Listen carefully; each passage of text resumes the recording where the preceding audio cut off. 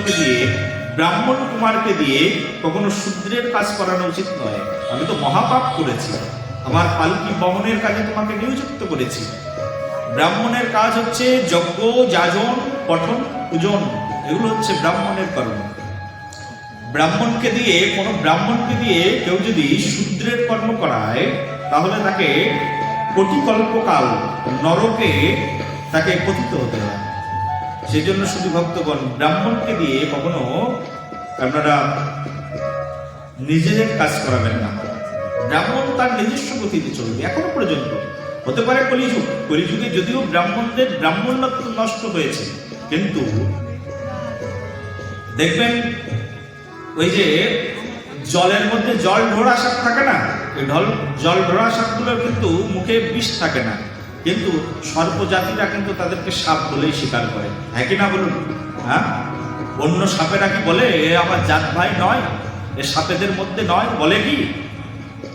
যদিও কলিযুগে বলা হয়েছে ব্রাহ্মণের ব্রাহ্মণত্ব নষ্ট হয়েছে, কিন্তু ব্রাহ্মণ কিন্তু এখনো ব্রাহ্মণই আছে। বলো একবার।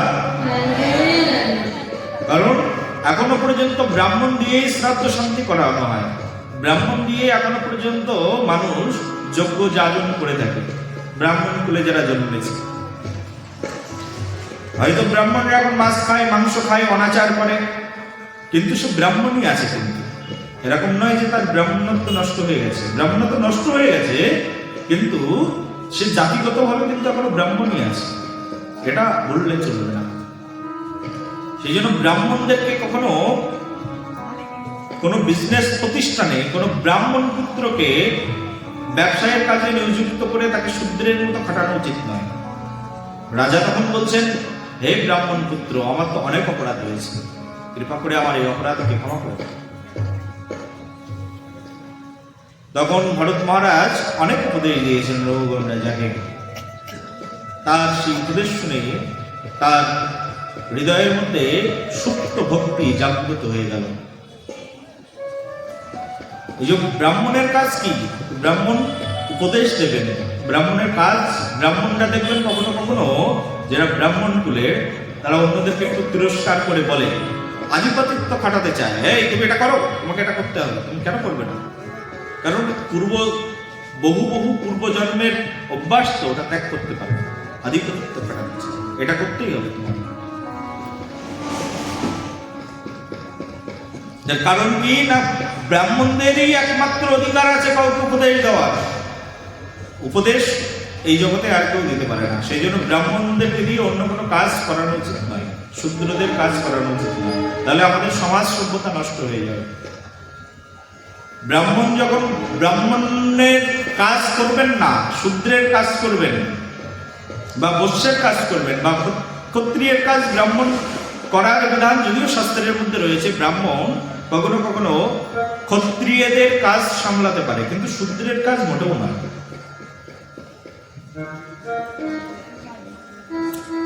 এই জন্য আমাদের একটি শ্লোকে ভগবান শ্রীকৃষ্ণ বলছেন, ভগবান শ্রীকৃষ্ণকে যে প্রণাম করা হয়, সেই প্রণামে বলা হচ্ছেন গো ব্রাহ্মণ হিতায়। শব্দটা জানো তো? বলো, গো ব্রাহ্মণ হিতায় চ জগদ্গীতায় শ্রীকৃষ্ণায় গোবিন্দায় নমো নমঃ। গো ব্রাহ্মণদের হিত করবার জন্য ভগবান পৃথিবীতে বারবার আসে। গরু এবং ব্রাহ্মণ খুব প্রিয় ভগবানের। ব্রাহ্মণকে স্বয়ং ভগবান নিজে সম্মান প্রদান করেছে। সেই জন্য আমাদের সদা সর্বক্ষণ ব্রাহ্মণ এবং বৈষ্ণব। কলিযুগে ব্রাহ্মণ কারা? বলছে কলিযুগে তাদেরকে ব্রাহ্মণ বলা হয়। চতুর্বর্ণম ময়া সৃষ্টঃ গুণকর্ম বিভাগেষঃ। কলিযুগে গুণ এবং কর্ম অনুসারে ব্রাহ্মণ হয়। ভগবান গীতায় ভগবান শ্রীকৃষ্ণ বহু পূর্বকাল এই কথা প্রতিপন্ন করেছেন, এবং কলিযুগ শুরু হওয়ার কিছুদিন আগে অর্জুনকে যখন তিনি গীতার জ্ঞান দিয়েছেন, তখন এই শ্লোকটি তিনি বলে দিয়েছেন, চতুর্বর্ণম ময়া সৃষ্টঃ গুণ কর্ম বিভাগেষঃ। ভগবান 4টি বর্ণ সৃষ্টি করেছেন গুণ এবং কর্ম অনুসারে। কেউ যদি ব্রাহ্মণের কর্ম করে তাহলে সে আস্তে আস্তে ব্রাহ্মণ হয়ে যায়। কেউ যদি ব্রাহ্মণ হয়ে শূদ্রের কর্ম করে তাহলে তো তাকে শূদ্র বলেই ডাকবে। সেই জন্য দুই ভাবে ব্রাহ্মণত্ব অর্জন করা যায়, এক হচ্ছে জন্মগত ভাবে আর একটা হচ্ছে কর্মগত ভাবে। কিন্তু শাস্ত্রের মধ্যে আমাদের বিভিন্ন আচার্যগণ, তার মানে বিদগ্ধ পণ্ডিতগণ, পূর্বকালের পণ্ডিতগণ, তারা বলছেন কলিযুগে জন্মগত ব্রাহ্মণের চেয়ে কর্মগত ব্রাহ্মণ শ্রেষ্ঠ।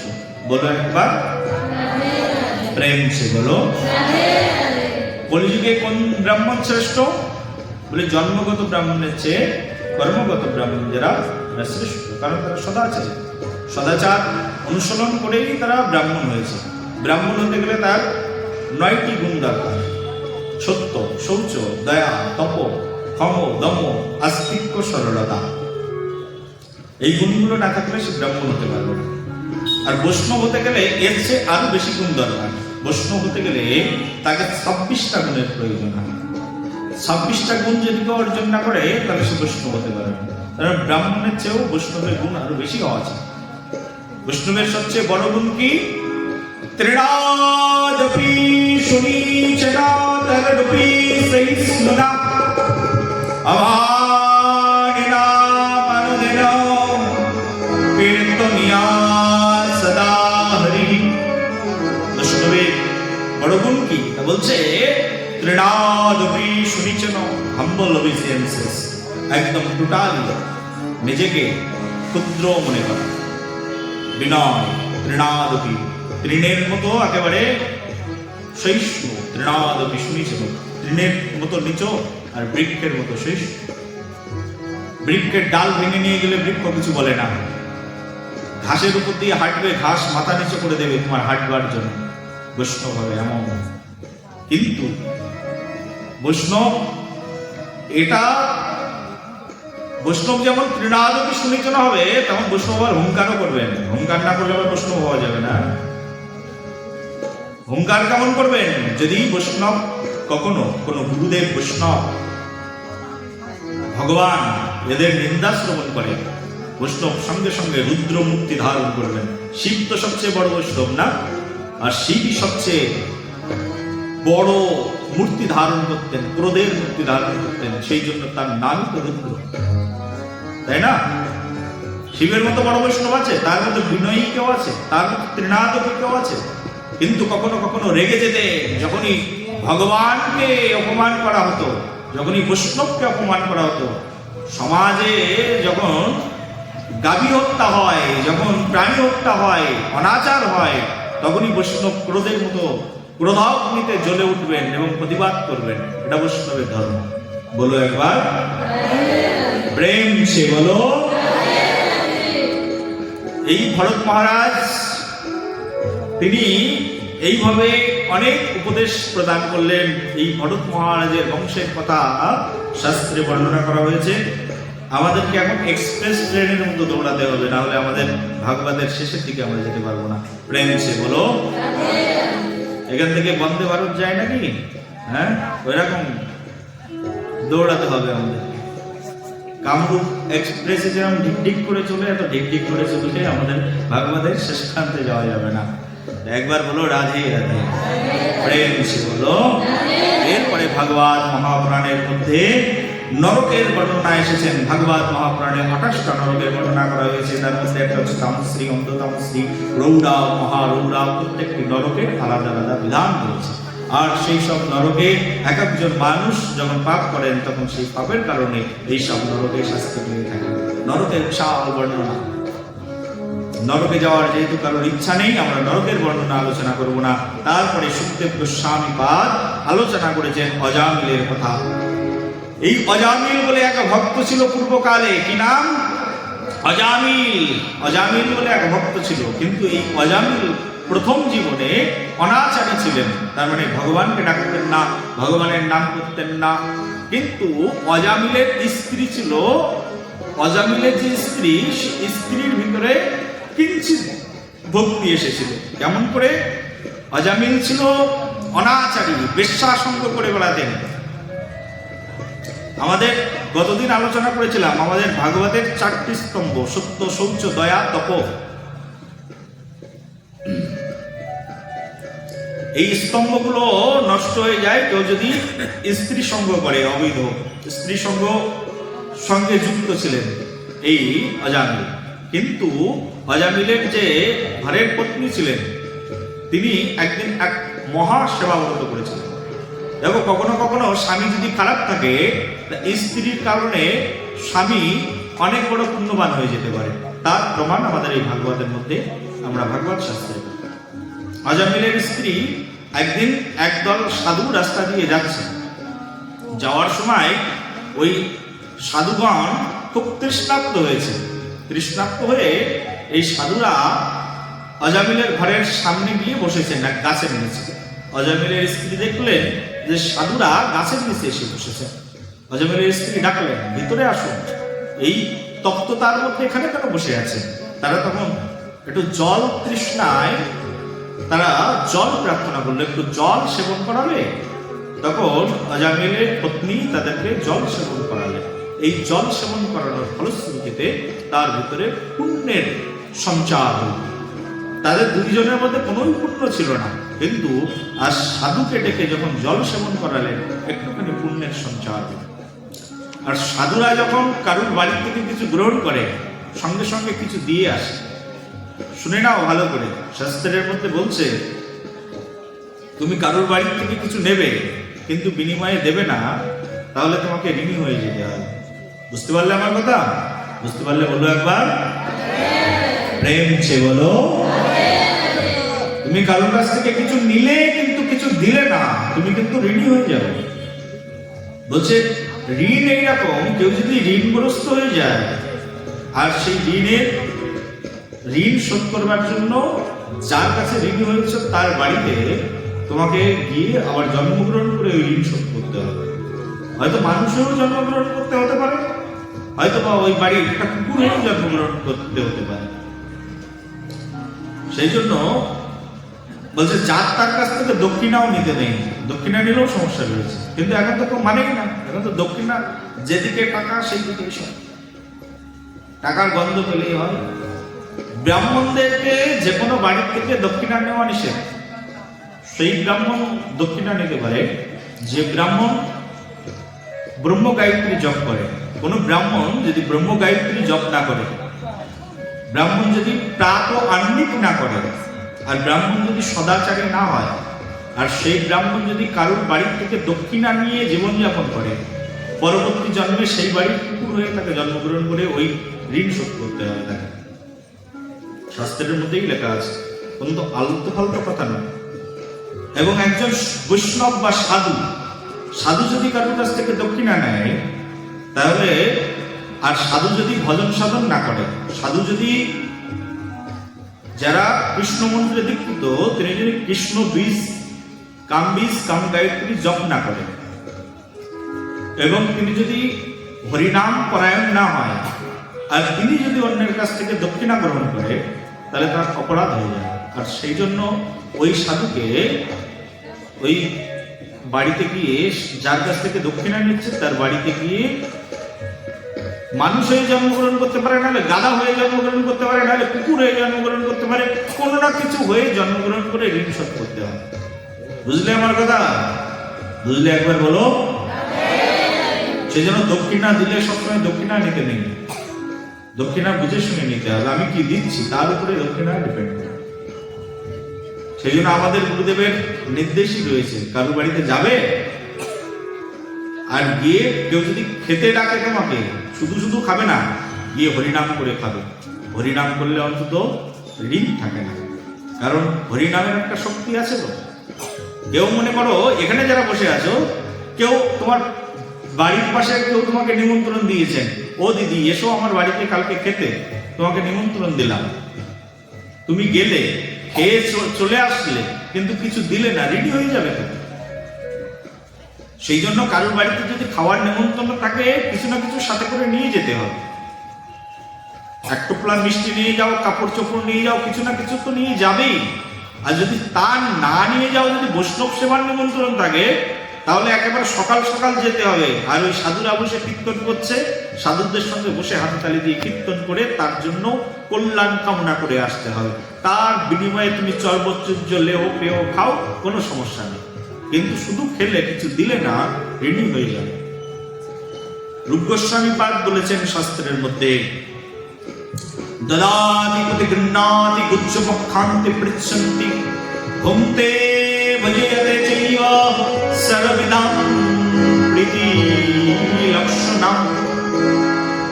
গোস্বামীপাদ বলছেন, রূপ গোস্বামীপাদ সর্বস্বামীর অন্যতম, বলছে কারো কাছ থেকে কিছু নিলে তোমাকে কিছু দিতে হবে। দদাতি প্রতি গৃহ্ণাতি, কারো কাছ থেকে তুমি নিয়েছো, বিনিময়ে তোমাকে দিতে হবে। দদাতি প্রতি গৃহ্ণাতি গুচ্ছ মুখান্তি পৃচ্ছন্তি ভুঙ্ক্তে, ভুঙ্ক্তে মানে খেলে কারো কাছ থেকে, ভুঙ্ক্তে ভুজয়তে চৈব সর্ববিধাম প্রীতি লক্ষণম।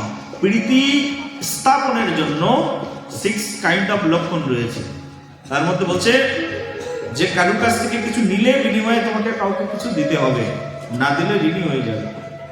সেই জন্য সাধুরা কারোর বাড়িতে খেতে গেলে কীর্তন করে খায়, নাহলে একটু ভাগবত কথা বলে খায়, একটা শ্লোক বলে খায়। এসব না করলে সাধুর সাধুত্ব নষ্ট হয়ে যায়, সাধুকেও ঋণী হয়ে যেতে হবে। বলো একবার। আর গৃহস্থদের তো দক্ষিণা নেওয়ারই নিয়ম নেই, যিনি ইনকাম করেন তিনি অন্যের কাছে দক্ষিণা কেন নেবেন? আর যদি গৃহস্থদের দক্ষিণা দেওয়া হয়, তাহলে সেই দক্ষিণার টাকা দিয়ে তিনি মন্দির নির্মাণ করবেন, না হলে সেই দক্ষিণার টাকা দিয়ে তিনি গুরুকুল নির্মাণ করবেন, না হলে গুরু পাটে পাঠিয়ে দেবেন। প্রেম সে বলো।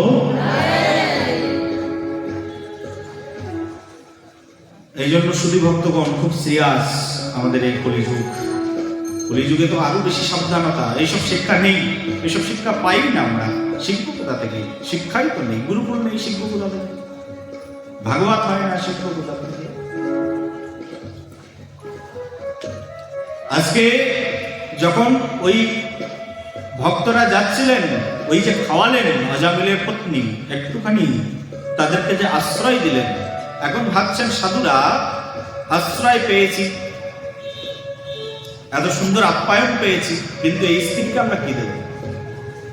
তখন স্ত্রীকে খুব করে হরিনাম শ্রবণ করিয়ে আসলেন। আর ওই স্ত্রী, সাধুরা ওই স্ত্রীর গর্ভের দিকে তাদের দৃষ্টিপাত করে দিয়ে আসলেন। আর ওই স্ত্রীর গর্ভে এক পুত্র সন্তানের জন্ম হলো। আর সেই পুত্রের নাম একজন মেলেচ্ছ মানুষ, ভক্তিবিহীন মানুষ, কিন্তু তার সেন্সটা এইরকম হয়ে গেল, পুত্রের নাম রেখে দিল নারায়ণ। কি নাম?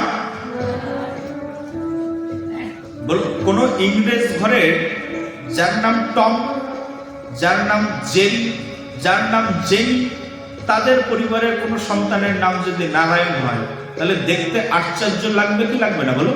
হ্যাঁ, কোনোদিন ভগবত ভজনই করে না, আন্নিক করে না, পুজো পার্বণ করে না।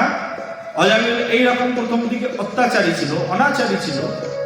সেই অনাচারী অজামিলের ঘরে একটা পুত্র সন্তান জন্মগ্রহণ করেছে, আর ওই সাধুর কৃপা ছিল বলে ওই পুত্র সন্তানের নাম রেখে দিয়েছে কি বলো? নারায়ণ। এই নারায়ণ নাম রেখে পুত্র সন্তানের প্রতি খুব স্নেহ অজামিলের, আর সেই স্নেহ দিয়ে পুত্র সন্তান প্রতিপালন করতে করতে একদিন মৃত্যুর সময় হল। আর মৃত্যুর সময়ে অজামিল তখন তার ওই পুত্র সন্তান, মৃত্যুর সময় অজামিল যেহেতু অনেক দুষ্কর্ম করেছে, আর দুষ্কর্ম করবার কারণে অজামিলের সম্মুখে কেউ দুষ্কর্ম করে মৃত্যুবরণ করলে তার সম্মুখে 2 জন যমদূত আসে। ভালো করে শুনবে, কতজন? 2 জন যমদূত আসে। 2 জন যমদূত এসেছে, আর 2 জন যমদূত এসে একদম সামনে দাঁড়িয়ে দিয়েছে। সামনে দাঁড়িয়ে ধরে নিয়ে যাবে। আর যমদূত দেখতে কিম্ভূত কিমাকার মূর্তি, একেবারে কাল ও কৃষ্ণ বর্ণ অঙ্গ, আর মস্তকে বড় বড় শিং, বিশাল দন্ত,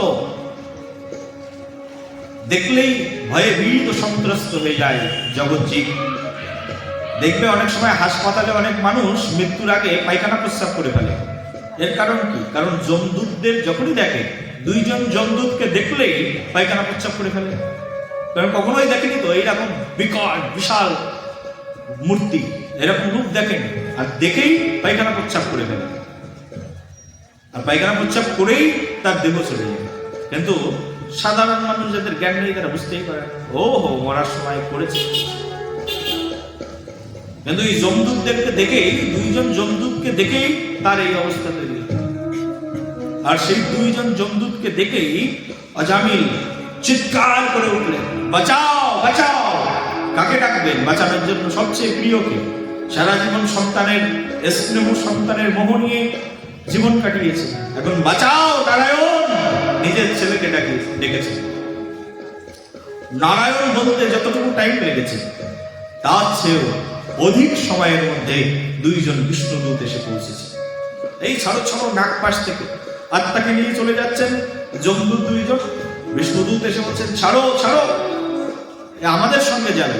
বলে মাথা খারাপ, এর পুরো ডায়েরি দেখে এসেছি, পুঁজি পুষ্টি সব দেখে এসেছি চিত্রগুপ্তের খাতা থেকে, এর কোনো পুণ্যকর্ম নেই, এ তো এখন নরকেই যাবে। বলি তোমাদের মাথা গেছে, এ মরার সময় কার নাম বলেছে? বলে ও মরার সময় ছেলের নাম ধরে ডেকেছে, তোমার সমস্যা কি? বলে ও ছেলের নাম কি? বলে নারায়ণ। বলে নারায়ণ তো আমার প্রভুর নাম, ছেড়ে দাও ওকে। বলো রাধে প্রেম সে বলো।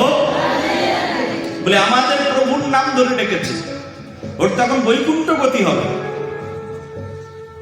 বলি ওর নিজের ছেলের নাম ধরে ডেকেছে। বলছে নিজের ছেলের নাম ধরে ডাকলেও কি হবে, নামটা তো নারায়ণের। মনে করো এখানে দুইজন ব্যক্তির নাম রয়েছে, মনে করো আশা দেবী, আমি এখন ডাকলাম আশা দেবী, দুইজনই তো আমার কাছে আসবে নাকি? হ্যাঁ, দুইজনই আসবে কিনা? এইরকম বলছে ডেকেছে তার নিজের ছেলেকে। নিজের ছেলেকে ডাকলে কি হবে? আমাদের প্রভু শুনে নিয়েছে, প্রভু কত করুণাময়। সেই জন্য কারো ছেলের নাম যদি নিত্যানন্দ হয়, কারো ছেলের নাম যদি গৌরাঙ্গ হয়, সৌভাগ্যের কথা। এখন এসব নাম কেউ রাখে না, এগুলোকে বলে সবাই ব্যাক ডেটেড নেম, তাই না? বলো একবার প্রেম সে বলো। নারায়ণ শব্দ উচ্চারণ করায় আজকে এই অজামিলের পরম গতি হয়ে গেল। অজামিল নরক যাত্রা থেকে রক্ষা পেয়ে গেল। এই অজামিলের এই নাম আভাস, এটাকে বলে নাম আভাস। ডাইরেক্ট ডাকেননি ভগবানকে, তাই ভগবানের কত করুণা। আর কেউ যদি ডাইরেক্ট ভগবানকে ডাকেন তাহলে তার করুণার অন্ত থাকবে? কত করুণাময় স্বয়ং ভগবান। এবার সুখদেব গোস্বামী পাদ দক্ষ রাজার বংশে বিস্তার করেছে। দক্ষ রাজার বংশধের কথা বর্ণনা করেছেন।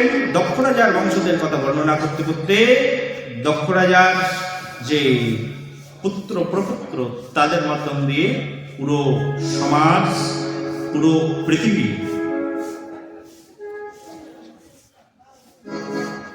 পৃথিবীতে অনেক রাজন্য বর্গরা এসে রাজত্ব করতে থাকলেন।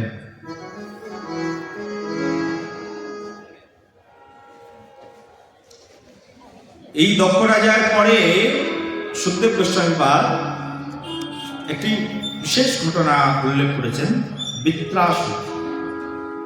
ভালো করে শুনবে এই বৃত্রাসুরের কথা। এই বৃত্রাসুর একজন অসুর ছিলেন। বৃত্রাসুর কি ছিলেন বলো? অসুর। এই বৃত্রাসুরের জন্যই বিশেষ করে এই ভাগবত মহাপুরাণ রূপ গ্রন্থ তৈরি হয়েছে। এই ভাগবত মহাপুরাণের মূল আদর্শটাকে এই বৃত্রাসুর জগতের সামনে স্থাপন করেছে। একজন অসুর কৃষ্ণ ভক্ত হয়ে কি করতে না পারে। এই বৃত্রাসুরের প্রসঙ্গ যদি কেউ শ্রবণ করে, আগে শুনে নাও, এই বৃত্রাসুরের প্রসঙ্গ যদি কেউ শ্রবণ করে, তার ভাগবত মহাপুরাণে ব্যাসদেব গোস্বামী স্পষ্ট ভাষায় মোটা মোটা অক্ষরে লিখে দিয়েছেন।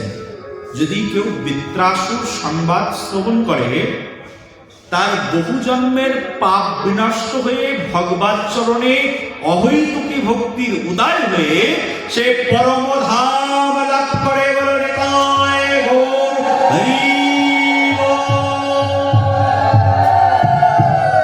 এখন বলো, ভাগবত মহাপুরাণে সুখদেব গোস্বামীপাদ এই বিপ্রাসুরের কথা বলেছেন, এই কথা শুনবে না বাড়িতে চলে যাবে? শুনবে? শুনলে একবার বলো প্রেম সে বলো, আরো জোরে বলো, বলো রাধারানী সরকার কি, বলো বিশ্বভানন্দিনী কি। দেখো, স্বর্গের রাজা নাম হচ্ছে দেবরাজ, কি বলো? ইন্দ্র। স্বর্গের রাজাকে? স্বর্গের রাজা ইন্দ্র। একবার এই স্বর্গের রাজা ইন্দ্র তার সব সঙ্গীদেরকে নিয়ে সুধর্ম নাম রাজসভার মধ্যে বসে আছে। আর তখন দুইজন নর্তকী অপ্সরা নৃত্য করছে। তাদের নৃত্য দর্শন করতে করতে বিমোহিত হয়ে গেছে। আর স্বর্গের রাজাদের একটা বিশেষ বৈশিষ্ট্য আছে, রাজা মানে একটু অর্ধেক একটু জল পান করতে হয়, জল পানির মতো রয়েছে। আর ওই অপ্সরার নৃত্য দর্শন করছে। দর্শন করতে করতে হঠাৎ তাদের মধ্যে তাদের গুরুদেব নাম হচ্ছে স্বর্গের যিনি গুরুদেব নাম হচ্ছে বৃহস্পতি। নাম কি? এই বৃহস্পতি গিয়ে উপস্থিত হয়েছে। যখন বৃহস্পতি সেখানে গিয়ে উপস্থিত হয়েছেন, দেখছেন দেবরাজ ইন্দ্র এবং তার সঙ্গীরা সবাই মগ্ন। বৃহস্পতি গুরুদেবকে দর্শন করে কি করা উচিত? গুরু দর্শন করে গুরুদেবকে যেখানেই দেখবে সেখানেই দণ্ডবাদ প্রণাম করবে। গুরুদেবকে যেখানেই দেখবে সেখানেই কি দণ্ডবাদ প্রণাম, মানে কি লাঠির মতো হয়ে প্রণাম করা, একদম শুয়ে পড়বে, ভূলণ্ঠিত হয়ে প্রণাম করবে গুরুদেবকে যেখানেই দর্শন করবে। গুরুদেব গিয়ে উপস্থিত হয়েছেন, কিন্তু গুরুদেবকে কেউ দেখে উঠেও দাঁড়ালেন না, মাথা নতও করলেন না, প্রণামও করলেন না। গুরুদেব অসন্তুষ্ট হয়ে বাড়িতে ফিরে এসেছেন, নিজ কক্ষে ফিরে এসেছেন। ফিরে এসে বৃহস্পতি তার যোগ বলে নিজেকে একেবারে আবৃত করে ফেলেছেন। ইন্দ্রদেব বুঝতে পারলেন যে গুরুদেবের চরণে অপরাধ হয়েছে।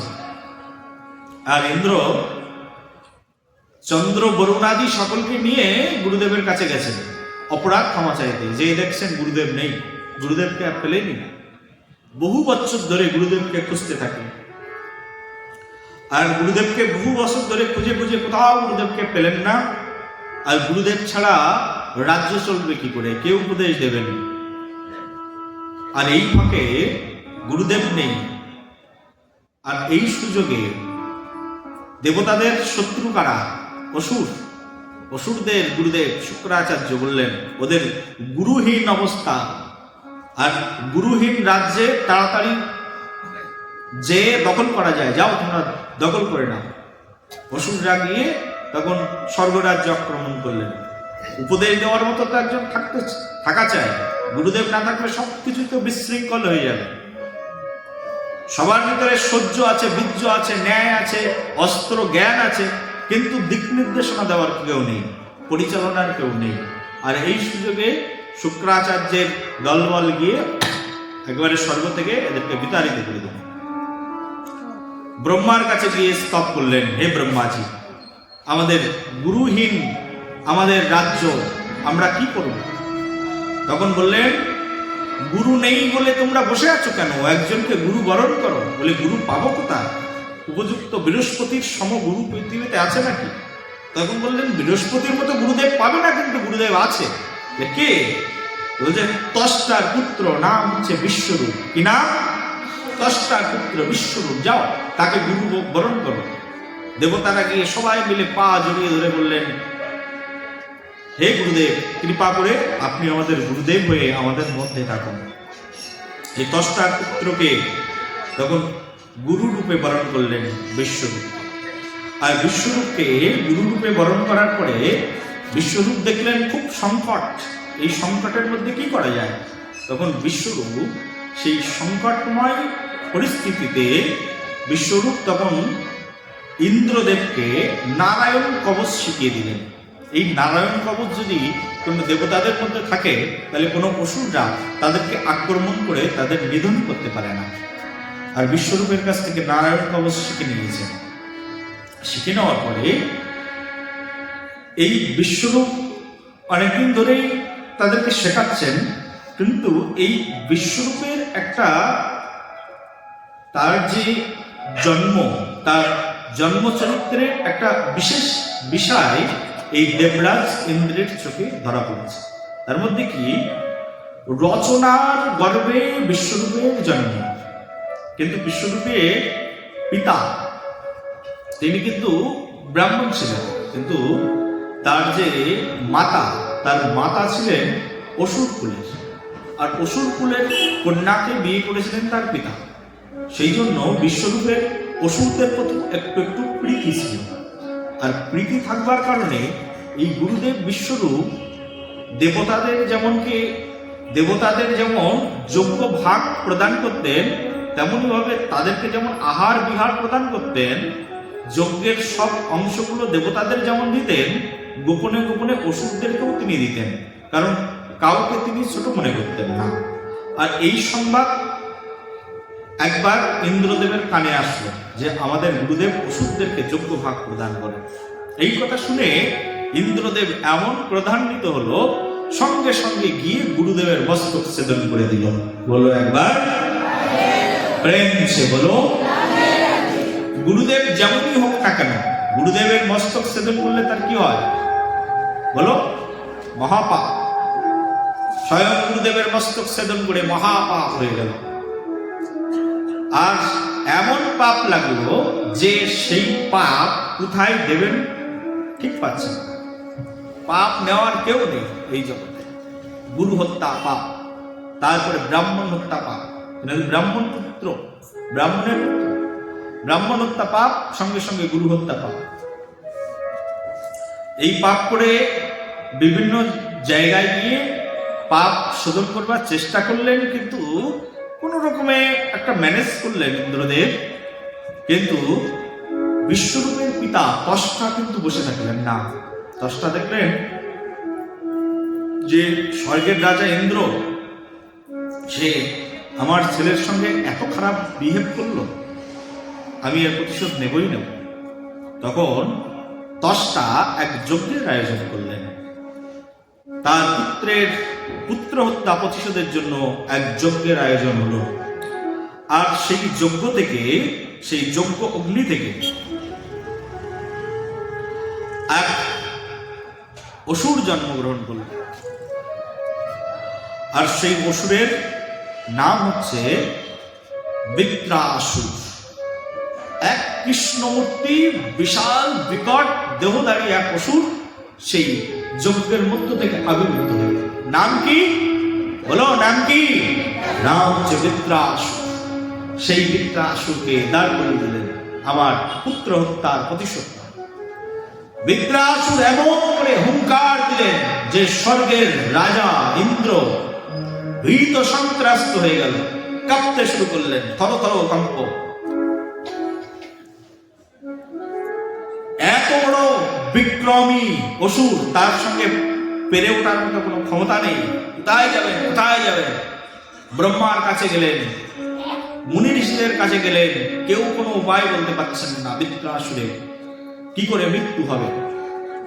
পরবর্তীতে অনেক তপস্যা করার পরে ব্রহ্মাজি বললেন, বৃত্রাসুরের একমাত্র মৃত্যু যদি দান করতে চাও, মৃত্যুদণ্ড যদি দিতে চাও, তাহলে দধিচি ঋষির কাছে যাও। কি ঋষি? দধিচি ঋষির কাছে। দধিচি ঋষি যদি তার নিজের প্রাণটা দিয়ে দেয়, তার দেহের হাড় দিয়ে বজ্র বানাবে, আর সেই বজ্র দিয়ে একমাত্র বৃত্রাসুরের মৃত্যু হবে। সবাই মিলে দেবতারা গিয়ে দধিচি ঋষির কাছে গিয়ে হাত জোর করে অনুনয় বিনয় করলেন। দধিচি ঋষির কাছে গিয়ে অনুনয় বিনয় করলে দধিচি বললেন, এই জীবন তো একদিন না একদিন যাবেই, নিঃশেষে প্রাণ যে করেছে দান, বলো ক্ষয় নাই দান, ক্ষয় নাই। দধিচি ঋষি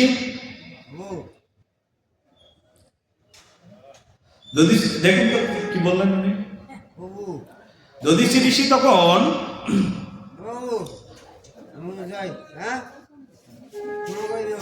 কমিটির বাবুরা একটু দেখুন এনে কি বলতেছে।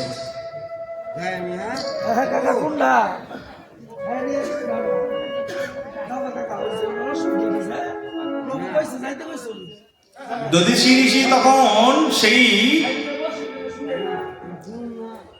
দেবতাদের আবেদনকে নিজের হৃদয়ে গ্রহণ করলেন, আর দেবতাদের আবেদনকে গ্রহণ করে দধিচি ঋষি বলছেন যে আমার এই জীবনটা দিয়ে যদি আমি স্বয়ং ব্রহ্মাজির সৃষ্টির কোনো উপকারে আসি, আমার এই জীবনটা দিয়ে যদি কোনো বৈষ্ণব সেবার কাজে আসি, তাহলে আমার এই জীবনটা দিতে আমার কোনো সংশয় নেই। দধিচি তাতে রাজি হয়ে গেলেন, নিজের প্রাণটা দিয়ে দিলেন, নিজের প্রাণটা দিয়ে দিলেন। আর দধিচির সেই হাড় দিয়ে এক বজ্র তৈরি করা হলো, আর সেই বজ্র দিয়ে মারবেন কাকে? বৃত্রাসুর। বিশাল যুদ্ধ হলো, অনেক দেবতারা বৃত্রাসুরের কাছে পরাজিত হলো, পাচ্ছেন না বৃত্রাসুরকে মারতে। তখন সেই বজ্র তৈরি করে সেই বজ্র নিয়ে ইন্দ্রদেব দাঁড়ালেন, এই বৃত্রাসুর, এখন আমি তোমাকে ধ্বংস করব। যখন বৃত্রাসুরকে ধ্বংস করবার জন্য সামনে গিয়ে দাঁড়ালেন, তখন বৃত্রাসুর বলছেন, ইন্দ্র তুমি আমাকে মারবে তাতে আমার কোনো দুঃখ নেই, কিন্তু আমি জানি তোমার হাতে আমার মৃত্যু হবে, কারণ আমার মৃত্যু অস্ত্র নিয়ে তুমি দাঁড়িয়ে আছো। কিন্তু আমাকে একটু সুযোগ দাও, আমার একটা শেষ প্রার্থনা আছে। বলে কি শেষ প্রার্থনা? বলে আমার শেষ প্রার্থনা, আমি আমার ইষ্টদেবকে আমি একটু ডাকতে চাই। বলি তোমার আমার ইষ্টদেব আছে নাকি? বলে হ্যাঁ আছে, আমার ইষ্টদেবকে ডাকতে চাই। কে ইষ্টদেব? এই বৃত্রাসুর তার পূর্বজন্মে, বৃত্রাসুর তো এখন অসুর, কিন্তু বৃত্রাসুর পূর্বজন্মে চিত্রকেতু নামে এক রাজা ছিলেন। কি নাম মা? হ্যাঁ, বৃত্রাসুর পূর্বজন্মে চিত্রকেতু নামে এক রাজা ছিলেন। যখন তিনি সম্রাট ছিলেন তখন তার কোনো সন্তান ছিল না। সন্তানহীন এই চিত্রকেতু রাজা, তার 1 কোটি সংখ্যা ভার্যা স্ত্রী ছিল। কতটা বুঝতে পারছো? কোটি সংখ্যক ভার্যা ছিল, কিন্তু সন্তান ছিল না। অঙ্গিরা ঋষির কাছে একবার দুঃখ নিয়ে চিত্রকেতু রাজা বললেন, হে ঋষিবর, এত স্ত্রী থাকা সত্ত্বেও আমি একটা সন্তানের অধিকারী হলাম না, আমাকে একটা সন্তান দিতে পারো? তখন অঙ্গিরা ঋষি তখন এই চিত্রকেতু রাজাকে বললেন, চিন্তা করো না, আমি তোমাকে এই যজ্ঞের একটুখানি প্রসাদ দিচ্ছি, এই প্রসাদ তোমার স্ত্রীকে প্রদান করলে তোমার একটা পুত্র সন্তান হবে। তাদের মধ্যে কৃতদূতি নামে এই রাজার এক স্ত্রী ছিল। তখন এই কৃতদূতিকে তিনি ওই যজ্ঞ উচ্ছিষ্ট প্রসাদ ভক্ষণ করালেন। তখন এই কৃতদূতির গর্ভে একটা সন্তান জন্মগ্রহণ করল। অঙ্গিরা ঋষির কৃপায় চিত্রকেতু রাজা একটা পুত্র সন্তান দেখতে পেল। কিন্তু অঙ্গিরা ঋষি বললেন, এই পুত্র সন্তান তোমার আনন্দের কারণ যেমন হবে তেমন দুঃখের কারণ হবে। রাজা চিত্রকেতু তখন তার যে স্ত্রীর গর্ভে সন্তান হয়েছে তাকে খুব ভালোবাসতে থাকলেন। অন্য অন্য স্ত্রীরা এই জন্য খুব হিংসা করতে থাকলেন। কিছুদিন পরে সব স্ত্রীরা মিলে মনে করলেন যে এই বড় স্ত্রীর কারণে আমরা সবাই রাজার ভালোবাসা স্নেহ থেকে বঞ্চিত হচ্ছি, এই পুত্রকেই মেরে ফেলতে হবে। সঙ্গে সঙ্গে সবাই মিলে পরামর্শ করে সেই পুত্রকে বিষ প্রয়োগ করে মেরে দিলেন। তখন রাজা চিত্রকেতু আবার হাহুতাশ করতে থাকলেন, আবার বিমর্ষ হয়ে গেলেন। রাজ্য পরিচালনার কাজে তার আর মন বসল না।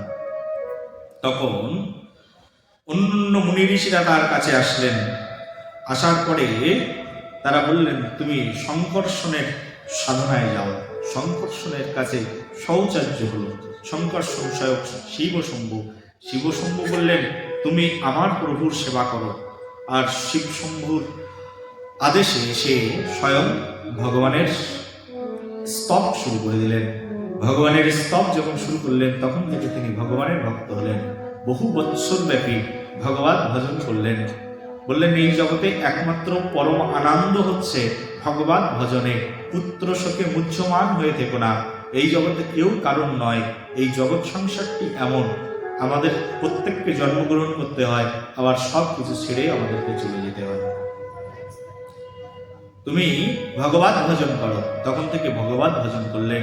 আর এত ভজন করলেন, নিজের পুত্র শোকের কথা ভুলে গিয়ে একমাত্র কৃষ্ণকেই তার জীবনের ধ্যান জ্ঞান গতি করে নিয়েছিলেন। এই চিত্রকেতু রাজা একদিন কি হলো, একদিন তিনি রথের উপর দিয়ে যাচ্ছিলেন। আর রথের উপর দিয়ে যাওয়ার সময় তিনি দেখলেন স্বয়ং শিবশম্ভু। যে শিবশম্ভু তাকে ভগবত ভজনে আদেশ করেছিলেন। মানে কি আদেশ করেছিলেন? মানে কি উপদেশ দিয়েছিলেন? মানে কি গুরুই তো। দেখলেন সেই শিবশম্ভু একবার তার স্ত্রী পার্বতীকে একেবারে কোলের উপরে বসিয়ে রেখেছে। আর পার্বতীর সঙ্গে জড়িয়ে বসে থেকে ভগবানের কথা আস্বাদন করছে। এই দর্শন করে তখন তিনি একটা কটূক্তি করলেন। বলে, যত্র জীব তত্র শিব, শিবময় পৃথিবী। আর শিবই হচ্ছে একমাত্র পরম জ্ঞানী বৈষ্ণব। বৈষ্ণবের এমন আচার, স্ত্রীর সঙ্গে এমন করে লেপ্টে থাকে, সে কি করে বৈষ্ণব হয়? এই উক্তি করে দিলেন। হাজার হাজার মানুষের সামনে করেননি, কিন্তু এই উক্তি শ্রবণ করে ফেললেন স্বয়ং পার্বতী দেবী। এই জন্য বৈষ্ণবের নিন্দা করলে কি হয়, তার ফল দেখুন চিত্রকেতুর জীবনে। কারণ বৈষ্ণবের স্থিতি বোঝা যায় না। শিব কি কামুক ব্যক্তি নাকি? হ্যাঁ, শিব যদি কোনো স্ত্রীকে নিয়ে বসেও থাকে, তাতে কি হয়েছে? কারণ তিনি পরমেশ্বর, তার তত্ত্বটাই জানা নেই। পরমেশ্বর তত্ত্ব তিনি একজন স্ত্রীকে নিয়ে বসেই থাকতে পারেন, কিন্তু তার মানে এই নয় যে তাকে নিন্দা করতে হবে।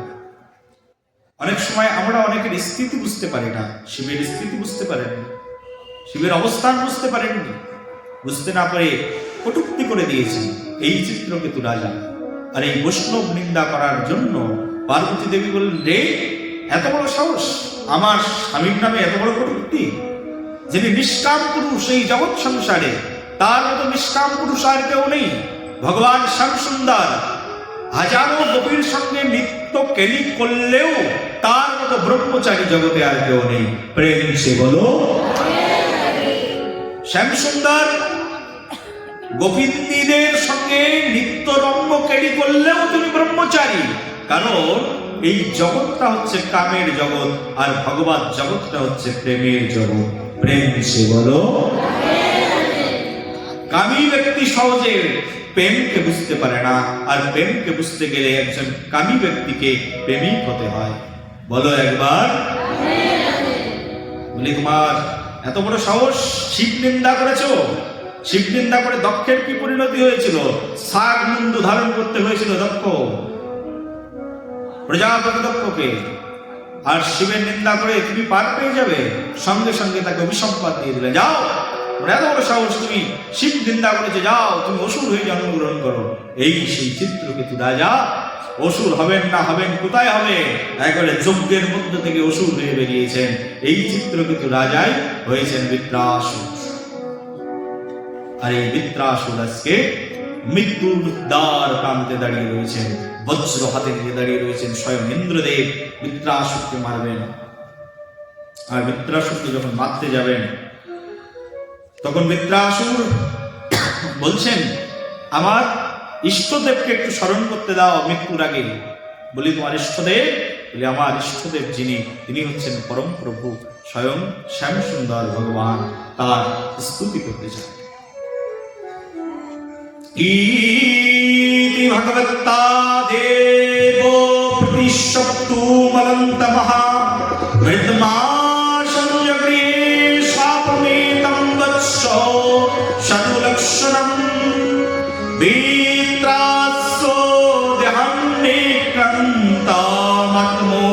মুনিরবৃন্দাম পশ্যতাম সর্বলোকানাং সমোপদম।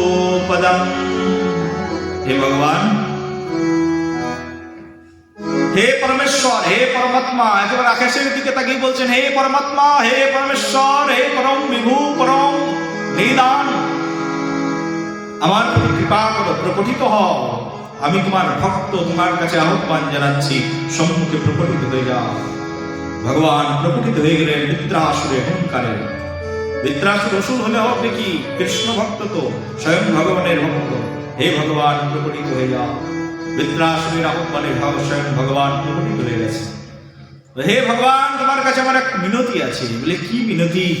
বলে হে প্রভু, তোমার কাছে আমার মিনতি, তোমার ওই যে সুন্দর চরণ আছে, ওই চরণের নিচে, মানে চরণের নিচ জায়গাটা বুঝো তো?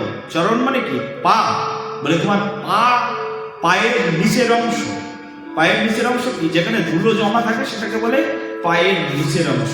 বলে তোমার পদ মূলে, তোমার পদ তলে, তোমার পদতলে যে ভক্ত বসে আছে, ওই ভক্তের পদতলে আর যে ভক্ত বসে আছে, আর ওই ভক্তের পদতলে যে ভক্ত বসে আছেন, ওই ভক্তের চরণের দাস করে দাও। এই তোমার কাছে প্রার্থনা। বলি এই প্রার্থনা কেন তোমার? বলি প্রভু, এই জগৎ সংসারে আমি যদি তোমার দাস হয়ে যাই তাতে আমার লাভ। সবাই বলবে আমি কৃষ্ণের দাস, কৃষ্ণের চাকর, কিন্তু তোমার তো সুখ হবে না, কারণ তব সুখী মম সুখ। তোমার সুখটাই একমাত্র আমার জীবনের কামনা।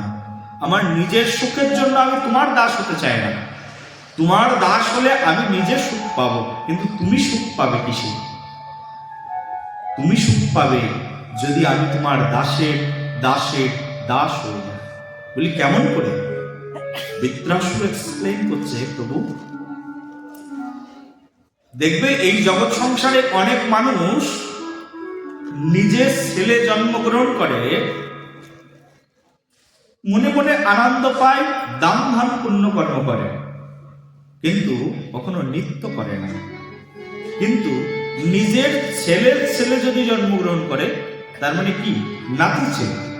নিজের ছেলের ছেলে যদি জন্মগ্রহণ করে, তাহলে ওই মানুষটা, যে মানুষটা নিজের পুত্র হয়েছিল, সেদিন আনন্দ করে অন্যকে দান ধান করেছিল, কিন্তু আজকে যখন নাতি হয়েছে তখন দান ধনও করছে, আর সঙ্গে সঙ্গে আনন্দে বগল বাজিয়ে নৃত্যও করছে। আনন্দটা কোথায় বেশি?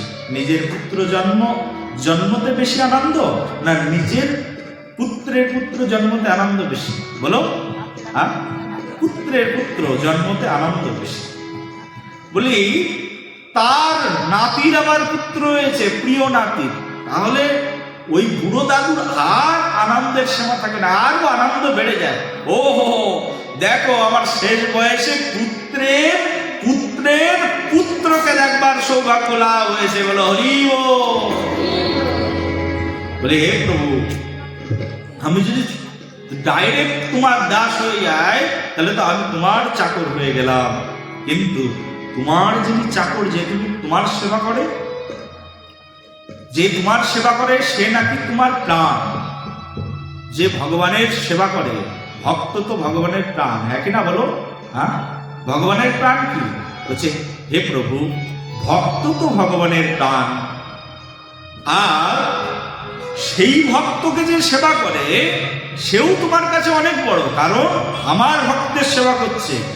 আর সেই ভক্তের যে সেবা করে সেও তোমার কাছে কিন্তু কম নয়।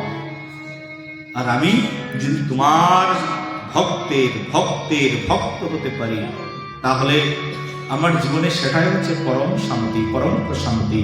আমি তোমার ভক্ত, যারা তোমার সেবা করে, আমি তাদের সেবা করতে পারছি। আর আমি যখন দূরে থাকবো তখন আমার আনন্দ বেড়ে যাবে। দ্বিতীয় শ্লোকে প্রার্থনা করছে, বাংলাটা শুন। দ্বিতীয় শ্লোকে প্রার্থনা করছে, হে ভগবান, তোমার কাছে নিবেদন, এটা তো প্রথম শ্লোকের কথা বললাম। এবার দ্বিতীয় শ্লোকের দ্বিতীয় স্তরে বলছে, হে ভগবান, তোমার কাছে আমার নিবেদন হচ্ছে যে আমি যখন তোমার ভক্তের ভক্তের ভক্ত হব, তখন তুমি আমার জীবনে সবচেয়ে বেশি দুঃখ দেবে। আমি সেদিন তোমাকে খুব করে ডাকবো, হে প্রভু এসো, দেখা দাও, দেখা দাও। খবরদার তুমি সেদিন আমাকে দেখা দেবে না। বলি, এই কি প্রার্থনা তোমার? বলি, হ্যাঁ প্রভু, আমি খুব করে তোমাকে ডাকবো, আকুল হয়ে, কাতর হয়ে, বিনয় হয়ে তোমাকে ডাকবো, আর তুমি আমার কাছে আসবে না। তুমি না আসলে আমার দুঃখ হবে, তুমি না আসলে আমার ব্যথায় প্রাণ কেটে যাবে, আর সেটাই হবে আমার জীবনের সবচেয়ে বড় প্রাপ্তি। বলে, আমি সেদিন তোমাকে খুব করে কাঁদবো, ডাকবো, নয়ন জলে ভাসবো, প্রেম দান করব। তুমি আমার ছটফটানি দেখতে পারবে, আমার যন্ত্রণা দেখতে পারবে, আমার দেহের মধ্যে বিদ্ধ হবে শেল, দুঃখ যন্ত্রণায় কাতর হয়ে যাব। কিন্তু তোমার কাছে আমার প্রার্থনা, আমি যেদিন খুব করে তোমাকে ডাকবো, চঞ্চল হয়ে উঠবো তোমাকে দেখবার জন্য, আমার দুই চোখ পুড়ে যাবে, আমার দেহ ছিন্ন ছিন্ন হয়ে যাবে, সেদিন যেন প্রভু তুমি আমার কাছে এসো না। আমি তোমার বিরহ নিয়েই আমার জীবন শেষ করতে চাই, বিরহটা দিও আমার জীবনে, দুঃখ দিও। এই বৃত্রাসুরের মতো এমন প্রার্থনা আমাদের ভাগবত শাস্ত্রের মধ্যে আর কেউ পারেনি কোনোদিন। হে ভগবান, আমাকে দুঃখ দিও, আর দুঃখে দুঃখে আমাকে জর্জরিত করে দিও। কারণ তোমার সঙ্গে মিলনের যে আনন্দ, তার চেয়ে শতগুণে আনন্দ বেশি তোমার সঙ্গে মিলন না হওয়ার আনন্দ। রাধারানী তোমাকে চেয়েছে, কতবার চেয়েছে, কিন্তু রাধারানীর কাছে তুমি আসনি, দেখা দাওনি, বিরাহ দিয়েছ। আর বিরাহটাই রাধারানীর জীবনের পরম আশীর্বাদ। 100 বছর কৃষ্ণ আসেননি রাধারানীর কাছে, রাধারানী প্রত্যেকটি মুহূর্তে শুধু কৃষ্ণকে স্মরণ করেছেন। এই বিরহ, এই দুঃখই রাধারানীর জীবনের সবচেয়ে শ্রেষ্ঠ সম্পদ বলে বিবেচিত হয়েছে। বৃত্রাসুর বলছেন, হে ভগবান, আমার জীবনে তেমনই দুঃখে ভরিয়ে দাও, যেদিন খুব করে তোমাকে ডাকবো, যেদিন আমার প্রাণ বেরিয়ে যাবে তোমাকে ডাকতে ডাকতে, খবরদার তুমি কথা দাও তুমি আসবে না আমার কাছে। তোমার ওই দুঃখ নিয়েই আমি আমার জীবনকে শেষ করতে চাই, আর দুঃখ দিয়েই শুরু করতে চাই। বলো বৃত্রাসুর ভগবান কি, বৃত্রাসুরের স্তবে কি। বৃত্রাসুর এইভাবে তিনি চতুষ্ঠ শ্লোকে প্রার্থনা করেছেন। আমরা এই 2টি শ্লোক আলোচনা করে আজকের আলোচনার এখানে বিশ্রাম করছি। যদি কেউ এই বৃত্রাসুরের এই প্রার্থনা, বৃত্রাসুরের এই সংবাদ শ্রবণ করে, তার হৃদয়ের মধ্যে অপরিণতি, অপ্রতিহতা প্রেম জন্মগ্রহণ করে। শুধু ভক্তগণ, অনেক অনেক ভালো থাকুন, আর ভাগবত কথা শ্রবণ করতে আগামীকাল তাড়াতাড়ি চলে আসুন। আমরা প্রাণ ভরে, প্রেম ভরে পরবর্তী দিকে বৃত্রাসুর বধের পরের ঘটনা আমরা শ্রবণ